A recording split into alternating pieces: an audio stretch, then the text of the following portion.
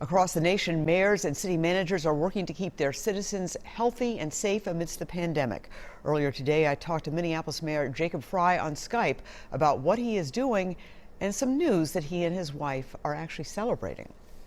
And we're joined now by Mayor Jacob Frey of Minneapolis. Mayor Frey, thank you so much for joining us. First of all, I want to ask how you are doing right now. I'm doing well. Right now, I am at home, obviously, but we're able to do quite a bit of work remotely. I can see my cat is getting in the picture here, so that's okay. Drop her out. But yeah, we're working our tails off over at City Hall, but we're able to get quite a bit done. Okay. You declared a public health emergency at the beginning of last week. What does that allow you to do?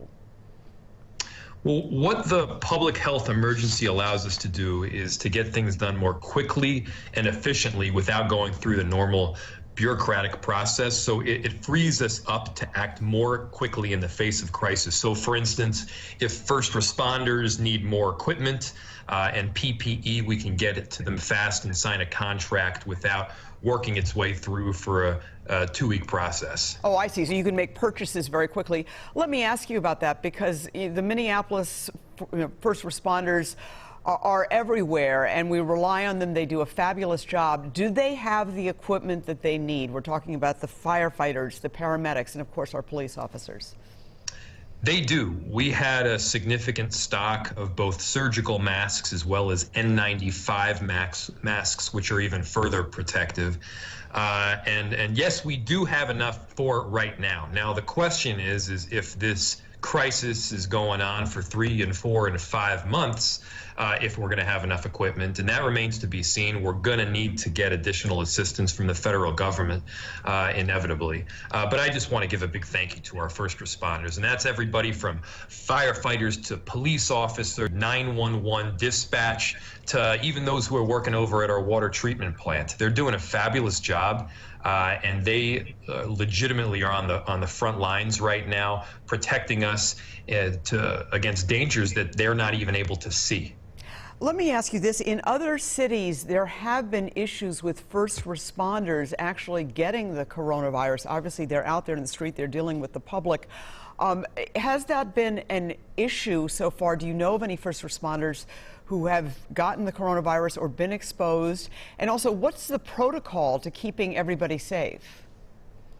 I do not know of any first responders that presently have the coronavirus, but let's be real. While we've got somewhere in the range of 137 official documented cases in the state of Minnesota, health officials are saying the real number is up somewhere around 10,000.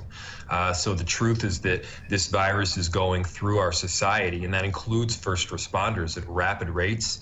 And yes, we do need to have plans in place for the inevitable, which is when people in our city enterprise get sick. So the answer is yes, we do have a plan. We're able to quarantine people and or even stations off at times. We're able to prevent the others from getting sick because we need our first responders. We need to be the government that doesn't shut down. And in order to not shut down, our core city services need to continue to be up and running. All right. And so it sounds like things are going pretty well as far as you're concerned, as well as they can be in the midst of a public health emergency.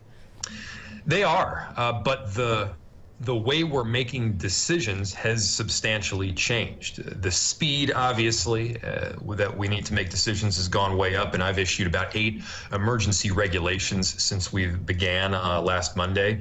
And we're no longer in a world where decisions about business are measured by dollars and cents. We are weighing these decisions against lives saved and lives lost.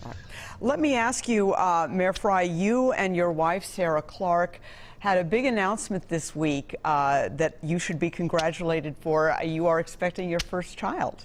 You must be very excited. Yeah, and the strangeness of the timing is not lost on us. It's a kind of a weird thing to be so happy about something in particular during a crisis situation like this, but we are, and we wanted to share it with everybody. And we're due in September. We're really excited. And I'll tell you, one of the weirdest experiences of my entire life is So, I wanted to go in with her to the hospital to check out the ultrasound, but the hospital wouldn't let me in because they were only allowing patients due to threat of corona. And so, as it so happened, I had one hand that was signing an emergency declaration, and I had the other hand with a cell phone FaceTiming with my future kid on the ultrasound. That's and great. To have something that is the most consequential action of my professional life in one hand and the most consequential action of my entire life in the other was bizarre, to say the least, but I guess those are just the times.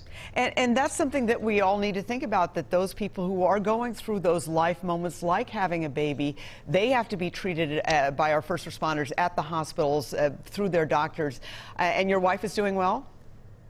She's doing wonderful. Okay, yeah. That's great. Well, listen, that is great news, and I think people love hearing that. We want some good news in this world right now. So, Mayor Frey, thank you so much for joining us, and my best to both you and your wife. Congratulations. Thank you, Esme. Thanks for having me. Sure.